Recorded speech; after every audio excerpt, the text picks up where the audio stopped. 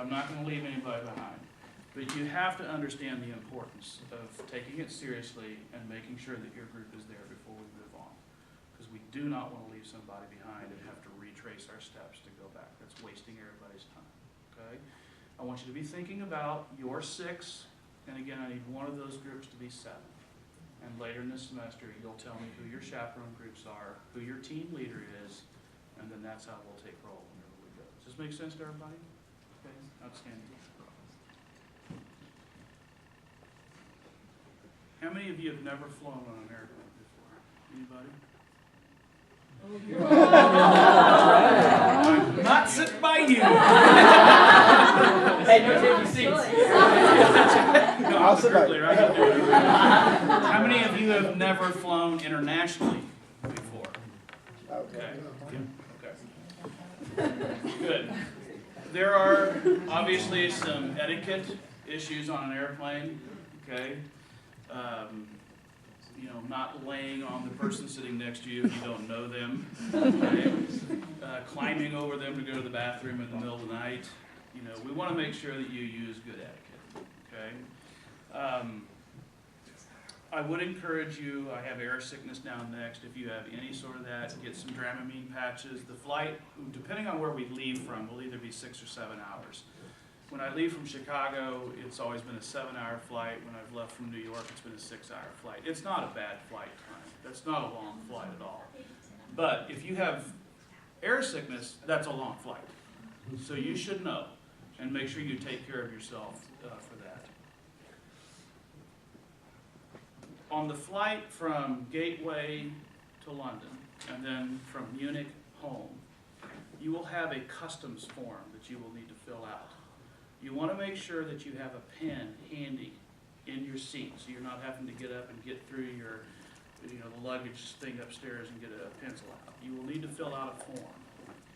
And basically on the way over, it's just saying where you're going to be staying, so that as you check into England, they know what hotel you're going to be at, what you're there for. It's pretty basic information. I'll make sure that you have the stuff you need to fill out that form accurately. And usually there's a little video on the plane that tells you how to do it.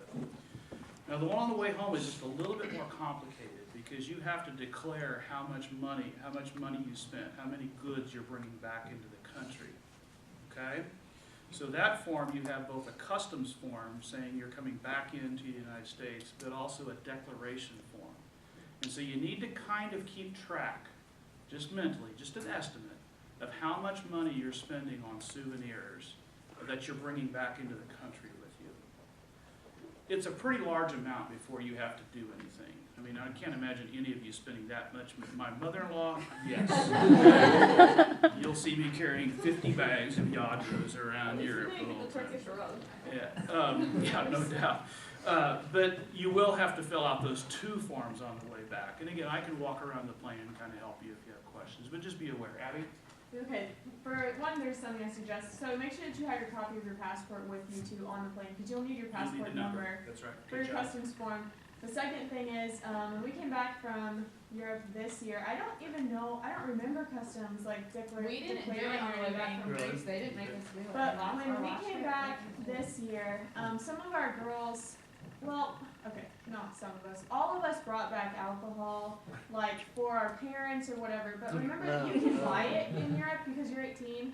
But if you put that on your declaration form and you're not 21 when you come back into the United States, a lot of our girls got caught and they got in trouble, and some of them got it taken away, and then some of them, got in trouble with Kojib and all that. But anyway, so make sure that you're like not going to declare it, or you just don't put liquor on there if you're under 21. Because some people may want to bring a bottle of wine back for their parent or something like that.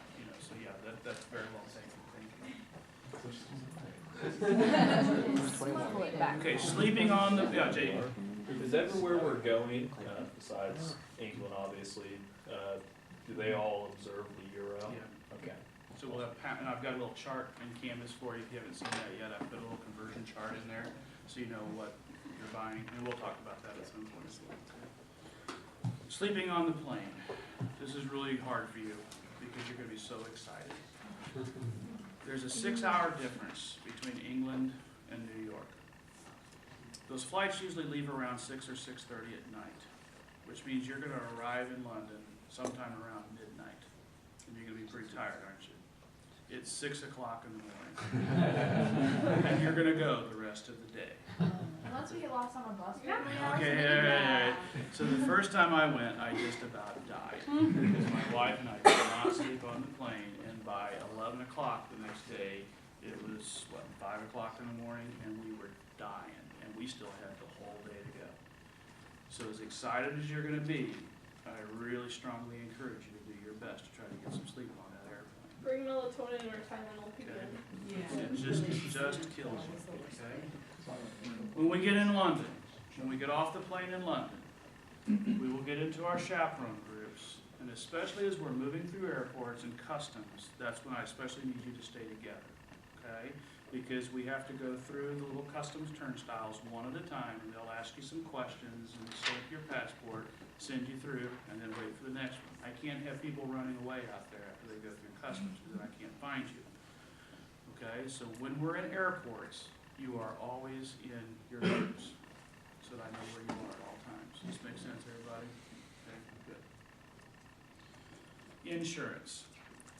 I required all of you to buy the EF travel insurance as part of your package, because I think it's important that you have that. There are some things that the EF travel insurance does not cover.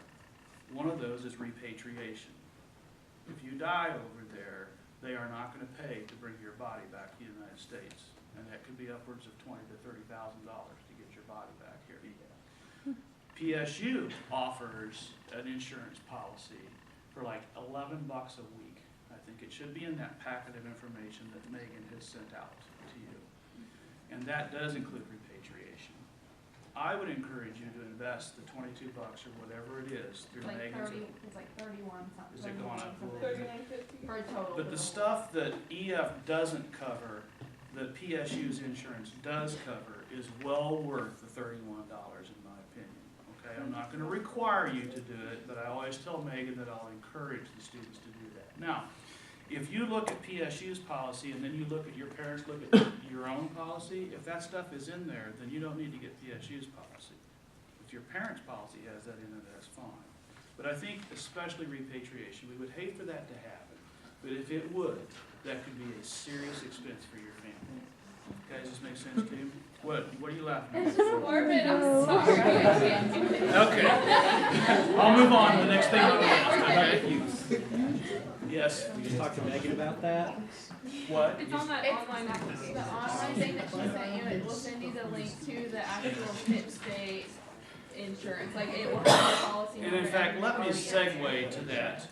Megan sent me an email today, and she sent it to every one of you about this little check sheet of what you have turned in and what you don't have turned in. I couldn't see the, like, I got the email, but I couldn't see. Okay, well, I'll leave this up here on the desk if you want to check your file. Not to call anyone out, but Micah and Jaden and Amanda and Michelle and Michael Giffen and Lindsay Lewis and Lindsay Lockhart and Henry Thomas and Evan Wilson, you haven't started this process at all. So we need you to get in there and do it, okay? I think Chrisana has hers completely done. Yeah. Okay, Yeah, so, mine's done too. so just in 30 seconds, tell us what it's all about, It's so they really- don't freak out. It's really step by step. There's just a bunch of checklists. There's a couple of online things that they tell you to read it and you put, I digitally sign this, that's it. There's like 3 forms that you actually have to fill out, but 2 of which you can just email back to Megan. But it's literally, there's step by step directions. She tells you exactly what to do. There's a PSU assessment quiz, don't worry, it's really easy. It's like 10 questions or something. So just click on it, do what it says, and then you're done. I think it took me like 1 hour to finish it all. Okay, so can we work on that, getting that completed, please, okay? I Yeah, don't want well, Megan Megan breathing said down that. my neck, okay? The link is in the email, that's correct. And the email was before break, or right at the beginning of break, so if you need to look for it. Finally, on this, then we'll have a little open quick Q&A. Someone, I think Jessica maybe suggested this, that your parents maybe might want to have a passport. And I had never thought about this, but if something should happen to you, you get injured, you go into a hospital, and they need to come over there, if they don't have a passport, they ain't getting over there. So as you, as young people, travel abroad, you might encourage your parents to get a passport so that if something happens to you, they can immediately get to Europe and be with you. Does this make sense? I had never thought about that before, but it might be worth the $75 for your mom and dad to be able to get over there and see you. It didn't happen on our trip, but I do know a PSU student who did get her abroad, and her parents had to go to her. So they don't want to have to wait the 6 weeks to get a passport. Now, that information that I gave you should at least mentally get you from KCI on May 15th through onto the plane into London. This is the list of everything else that I have once we're there that I'm going to cover as we go through this semester. So I've got a lot of stuff on here that we're going to go through. Okay, so some of these questions, we're going to talk about temperature, what to wear, how to tip. We've got all kinds of stuff that we're going to cover. So I'll get around to it. Okay, Reed. My question is about taking electronics with us. Okay. I know a lot of places in Europe uses different voltages and stuff. Should we bring adapters with us? It's on the list. It's on the list? It's on the list. I'll cover it. Okay, I'll cover it. Okay. They have Wi-Fi. It's on the No, not list. really. It's on the list. Not You'll really. search for So, hours. Are you excited? I'm nervous. Yeah, after we Okay, talk it's about gonna be death. great, isn't it? What'd you say? I said after we talk about death. Yeah, let's try to raise this back up before I send you home. Talk to me a little bit about, and let's respect people and listen to what they have to say. Some of the things that you are, especially interested, especially excited about, what you're really looking forward to. Let's just have a little share out here of. Holocaust concentration camp. Okay, so the Dachau is something that is particularly interesting too. Yeah. Yes. My junior high band teacher, I don't know if it was her dad or her grandpa or something like that, was at Normandy. And it has a bridge named after him.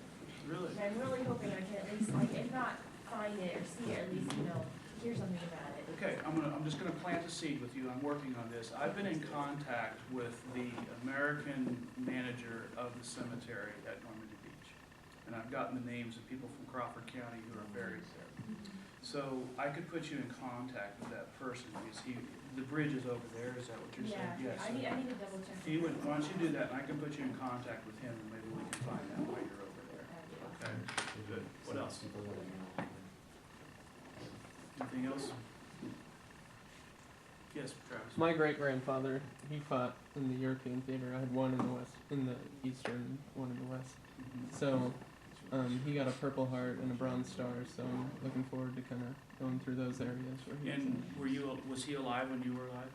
No, Did you I ever didn't get get to to know meet him, anything like that? No. But I did my grandfather, my mom's dad, and he was in the Pacific Theater. So there's a little personal connection Yeah. for you there. Travis, that's awesome.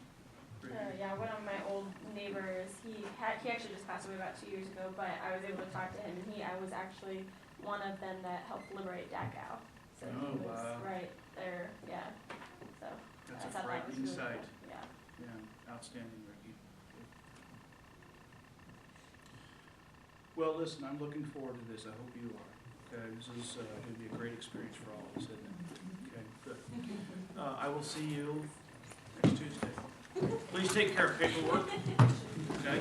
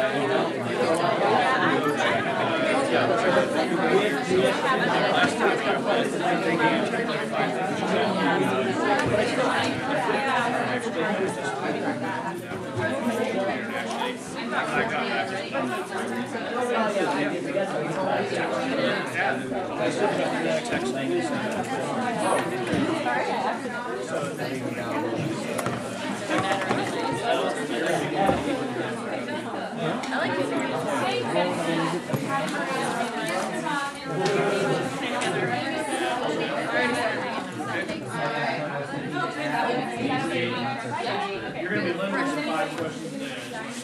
How do you?